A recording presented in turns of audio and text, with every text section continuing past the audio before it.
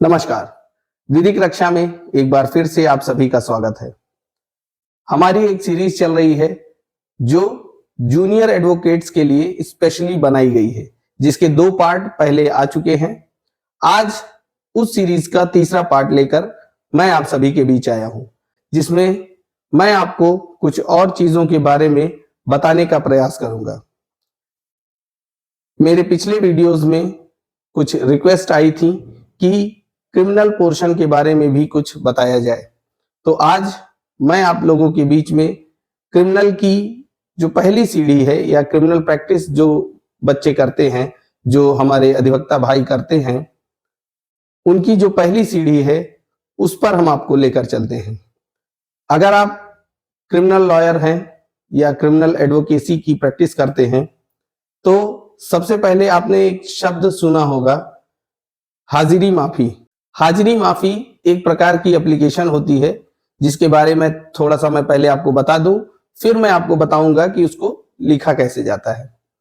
हाजिरी माफी की अगर बात करें तो हाजिरी माफी हमारा जो BNSS है यानी कि भारतीय नागरिक सुरक्षा संहिता है, उसके सेक्शन 355 में हाजिरी माफी का प्रावधान दिया गया है। इसकी कुछ परिस्थितियां हैं वो मैं आपको बता देता हूं।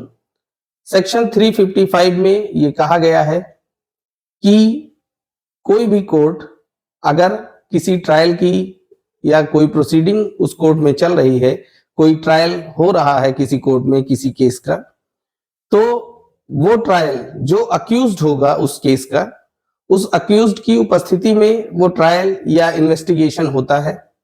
लेकिन अगर कोर्ट किसी तरह से इस बात से सेटिस्फाई हो जाती है कि जो अक्यूज पर्सन है वो फिजिकली अगर नहीं भी प्रेजेंट होता है कोर्ट में, उसके बावजूद कोर्ट की प्रोसीडिंग चल सकती है, अगर ऐसा कोई कोर्ट सेटिस्फाई होती है तो वो अलाउ कर सकती है कि जो अक्यूज्ड पर्सन है वो फिजिकली कोर्ट रूम में नहीं भी प्रेजेंट होगा तब भी उस कोर्ट का ट्रायल चलेगा, और जो प्रेजेंस है अक्यूज्ड पर्सन की, वो प्रेजेंस उसके जो एडवोकेट होंगे उनके द्वारा स्वीकार कर ली जाएगी। यानी कि अगर अभियुक्त नहीं भी कोर्ट में आता है तो उसकी उपस्थिति उसके जो अधिवक्ता होंगे उनके द्वारा दर्ज की जाएगी, और इसी उपस्थिति को दर्ज कराने के लिए जो अक्यूज्ड पर्सन है उसको फिजिकली कोर्ट में प्रेजेंट होने से बचाने के लिए हम हाजिरी माफी प्रार्थना पत्र देते हैं।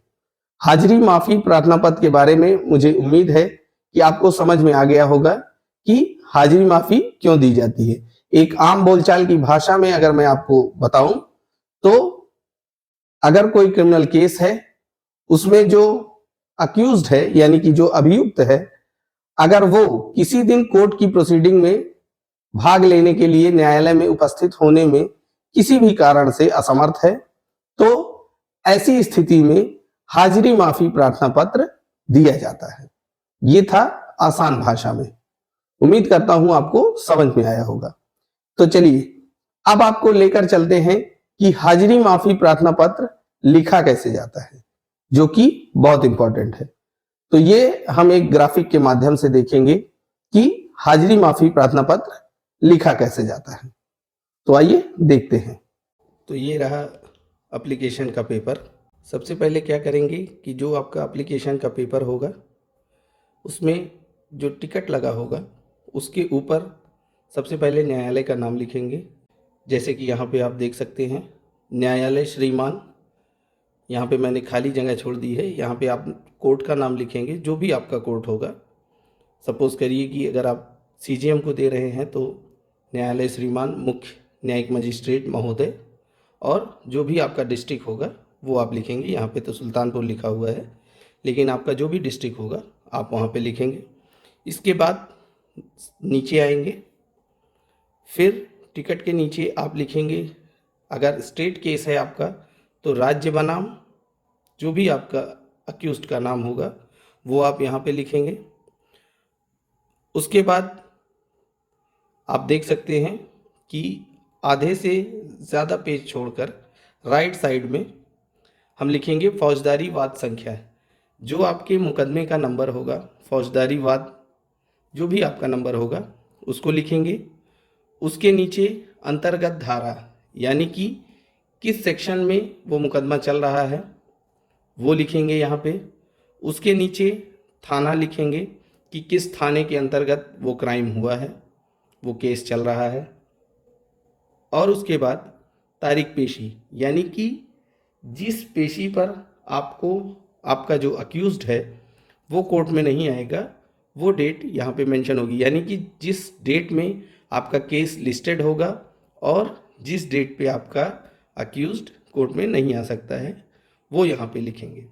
इसके बाद हेडिंग डालेंगे प्रार्थना पत्र वास्ते हाजिरी माफ़ी। आप यहाँ पे चाहें तो इसके साथ में सेक्शन भी लिख सकते हैं कि प्रार्थना पत्र हाजिरी माफ़ी अंतर्गत धारा 355 BNSS इतना भी लिख सकते हैं, या प्रार्थना पत्र वास्ते हाजिरी माफ़ी, प्रार्थना पत्र हाजिरी माफ़ी ये भी लिख सकते हैं, कोई दिक्कत नहीं। उसके बाद लिखेंगे महोदय सविनय निवेदन है कि उक्त वाद में, ये जो जगह आप देख रहे हैं यहाँ पे आप प्रार्थी या प्रार्थिनी लिख सकते हैं। अगर आपका क्लाइंट मेल है तो प्रार्थी, नहीं तो प्रार्थिनी लिख सकते हैं। उक्त वाद में प्रार्थनी को अभियुक्त बनाया गया है।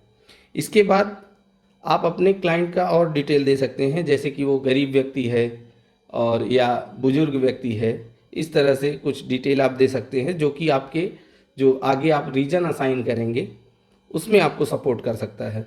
तो वो चीज़ आप यहाँ पे लिख सकते हैं, यहाँ पे, ठीक। उसके बाद आज तारीख पेशी पर, अब जैसे मान लीजिए अगर आप बीमारी का कारण देना चाहते हैं और आपका क्लाइंट बुजुर्ग है तो आप यहाँ पे दे सकते हैं कि ऊपर आपने अगर दिया हो, या ये ऑप्शनल है आपके लिए, आप चाहें तो दे सकते हैं, नहीं चाहें नहीं देंगे तो भी कोई दिक्कत नहीं है। यहाँ पे दे सकते हैं कि जो प्रार्थी है वो काफ़ी बुजुर्ग है, बुजुर्ग व्यक्ति है या बुजुर्ग महिला है, आज तारीख पेशी पर बीमार होने के कारण या रोजगार के चक्कर में कमाने के लिए वो बाहर चला गया है, ये भी लिख सकते हैं। या जो भी आपका रीज़न होगा वो आप रीज़न यहाँ पे असाइन कर सकते हैं कि आज तारीख पेशी पर, सपोज करते हैं कि बीमार है वो, तो आज तारीख पेशी पर बीमार होने के कारण वाद में न्यायालय के समक्ष उपस्थित होने में असमर्थ है। न्याय हित में, अब यहाँ पे फिर से प्रार्थी आ जाएगा, ठीक है, प्रार्थी या प्रार्थनी यहाँ पे आ जाएगा। न्याय हित में प्रार्थी प्रार्थनी की हाजिरी जरिए अधिवक्ता स्वीकार किया जाना आवश्यक है। मैंने आपको बताया कि सेक्शन 355 में ये व्यवस्था दी गई है कि अगर अक्यूज्ड पर्सन फिजिकली प्रेजेंट नहीं हो पाता है तो वो अपने एडवोकेट के माध्यम से अपने आप को रिप्रेजेंट करा सकता है। तो ये आपका कंटेंट हो गया। इसके बाद प्रेयर लिखेंगे। अतः श्रीमान जी से प्रार्थना है कि उक्त वाद में आज तारीख पेशी पर प्रार्थी या प्रार्थनी यहाँ पे लिख देंगे कि हाजिरी माफ़ी स्वीकृत करने की कृपा की जाए। और उसके बाद नीचे प्रार्थी लिखेंगे। प्रार्थी के नीचे ही आप अपने अक्यूज्ड का नाम लिखेंगे। अगर एक है तो एक का नाम लिखेंगे, अगर कई सारे हैं तो आप ऊपर नीचे करके 1 2 3 4 नंबर्स के साथ लिख सकते हैं कि कौन कौन अक्यूज्ड हैं। और उसके साथ में नीचे आप ऐसे ही लाइन खींच के अभियुक्त लिखेंगे, उसके नीचे आप द्वारा लिखेंगे, फिर अधिवक्ता और उसके नीचे दिनांक। यहाँ पे आप अपनी डेट डाल देंगे और अधिवक्ता में सिग्नेचर होगा। जो भी अक्यूज्ड का जो एडवोकेट होगा जिसके नाम पे पावर दाखिल होगी, पावर यानी कि वकालतनामा जिसको कहते हैं, वो जिसके नाम पे दाखिल होगा उसकी यहाँ पे सिग्नेचर होगी और इसी एप्लीकेशन पर जो आपका अक्यूज्ड होगा उसकी जो अटेंडेंस है कोर्ट में वो माफ़ होगी। तो ये था हाजिरी माफ़ी प्रार्थना पत्र। मैंने आपको बताया कि इसको लिखा कैसे जाएगा, किस फॉर्मेट में होगा। मैंने आसान शब्दों में, आसान भाषा में बताने का आपको प्रयास किया है। उम्मीद करता हूं कि ये वीडियो आपको पसंद आया होगा, आपको समझ में आया होगा और आपकी जो जानकारी है उसमें थोड़ा सा इंक्रीमेंट हुआ होगा। तो इन्हीं सब जानकारियों के लिए आप विधिक रक्षा पर लगातार बने रहें। हम ऐसी ही जानकारी से भरी वीडियोस आपके बीच लाते रहेंगे। तो मिलते हैं आप सभी से अगले वीडियो में, तब तक के लिए नमस्कार।